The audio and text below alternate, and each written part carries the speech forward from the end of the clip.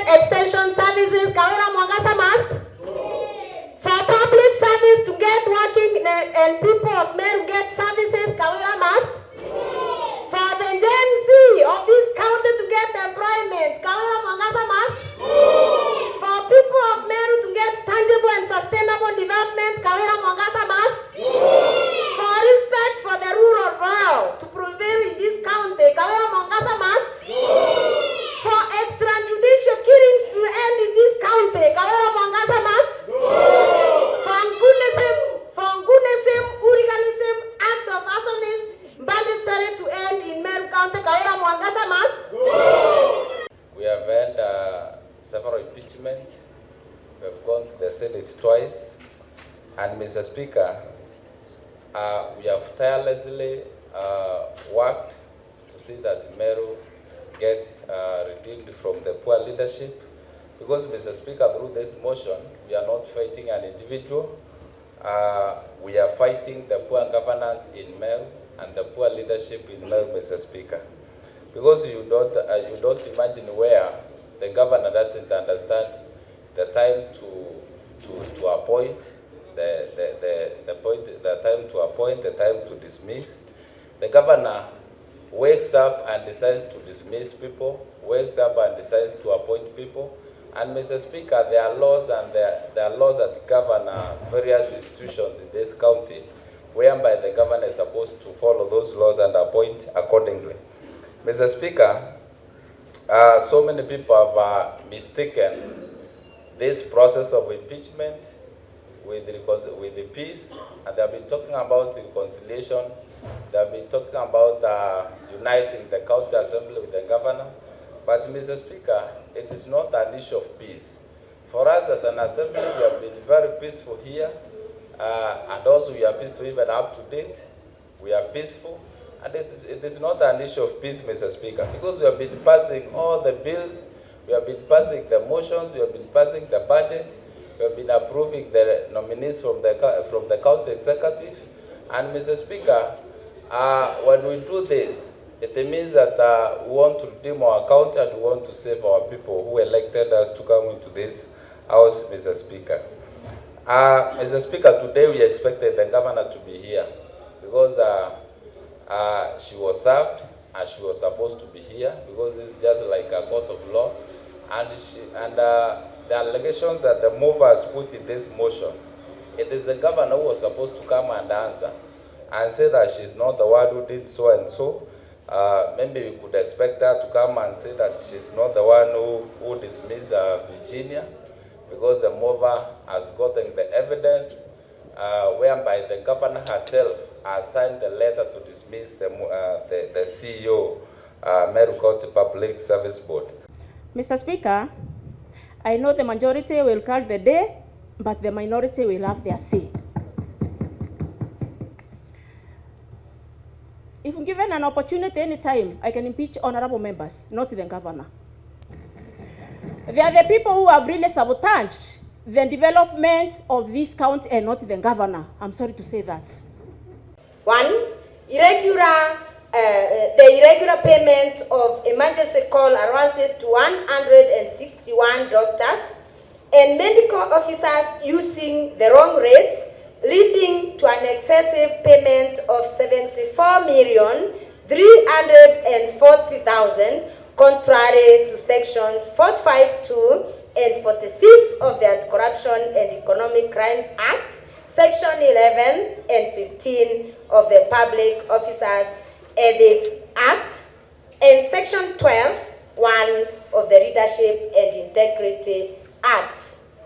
Use of manual payroll to pay personal emoluments amounting to 102.94 million, 3.1% of the personal emolument costs, contrary to section 6, 7, and 6 of the County Financial Accounting and Reporting Manual, and employing a bloated workforce of at least 111 personal staff in the office of the governor, thus contributing to an increase in the wage bill by more than 500 million and insufficiency of the powers of the county assembly contract section 58(4) and 5 and 559 of the county, and the standing orders number 65 of the standing orders of the county assembly provide for the impeachment of county governor of Meru County.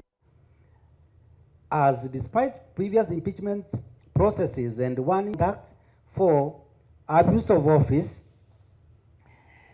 the discreditable act have exposed the office of the governor.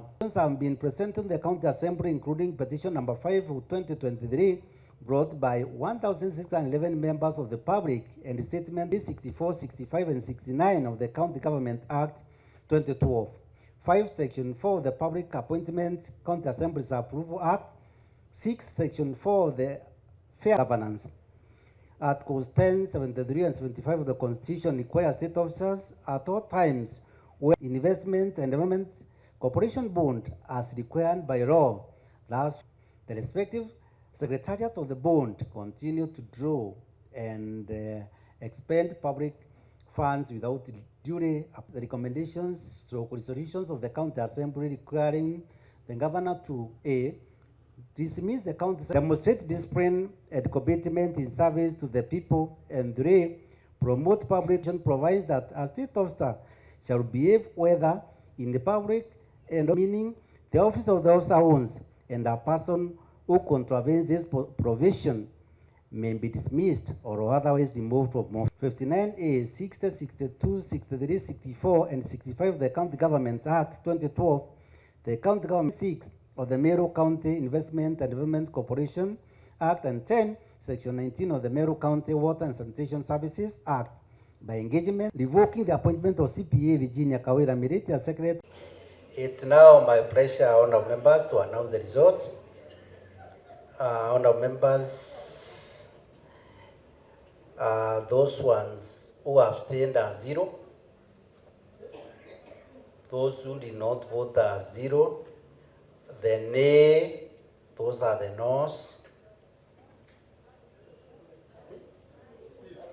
Those who didn't vote are 3. And then those ones who voted nay are 17. And the ayes, those who voted for the ayes are 49.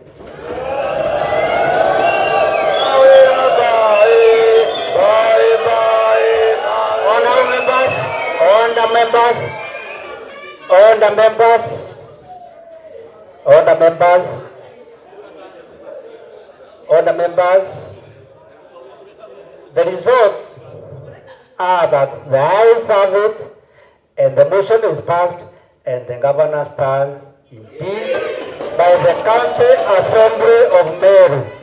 Clerk, can we take the next order? Let me start, Mr. Speaker, by telling my colleagues that Governor Honorable Kawira Mwangaza is going nowhere, so they should get used to her as the governor of this county. Mr. Speaker, may I say that this is just a cheap political scheme which is schemed to take power of this county through back door, and we shall not allow it. Mr. Speaker, sir, I have found it nowhere where people decide to put aside the legally elected leader and they come up with their proxies to put as the governor of this county. We shall not allow that, Mr. Speaker, sir. One, Mr. Speaker, sir, the issue of appointment... Makazi, please let us allow now Mithiaru to conclude this debate. Mr. Speaker, sir, on the issue, some of the issues raised in this house, Mr. Speaker, sir, they don't relate directly to the governor. Some are pertaining offices which are people who are supposed to answer various questions and not in government directly, Mr. Speaker, sir. Honorable Speaker, I rise to oppose the motion. And by doing so, I'm relying on 2 facts, Honorable Speaker. One is on the issue of all the counts. Although I will not spend a lot of time on that, I believe that, Honorable Speaker, none of the counts owns any water. Honorable Speaker, I will concentrate on the issue of procedure. And in this case, Mr. Honorable Speaker, the public participation. It is required, Honorable Speaker, that a public participation has to be reasonable. And in this particular case, Honorable Speaker, I dispute that the public participation was qualitative and quantitative. And with the facts, Honorable Speaker. We have a report on public participation which is before the House. But this public participation report, Honorable Speaker, does not even give a summary of those who supported the motion. It does not even, Honorable Speaker, give a summary of those who oppose the motion. I vote yes.